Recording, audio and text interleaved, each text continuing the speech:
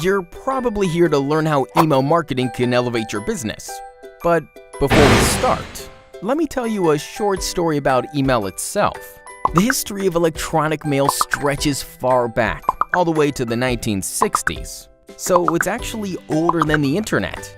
So yeah, it's been with us a very long time. But still, I wouldn't call it old.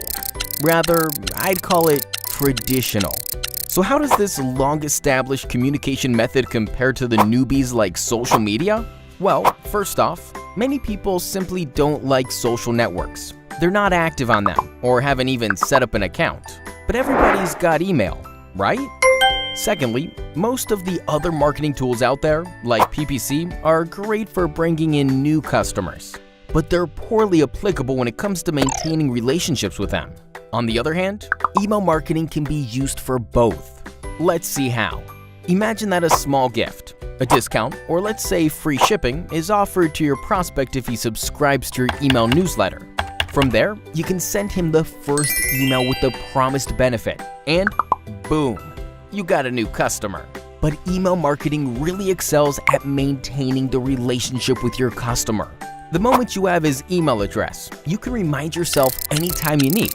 Send him new products you sell, what's on sale for the week, what's trending. Moreover, you can send him tailor-made offers based on his preferences or prior purchases. This way you can really encourage customers to get back to you and, do some more business with you, right? So now you know what email marketing is good for. So what's our role in this? Do you know how to effectively build up your mailing list? How often you should send newsletters? How to catch attention with your emails instead of spamming your customers? How to set up a system that will automate the mailing process?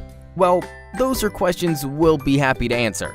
So make the most out of email marketing for your business and contact us today.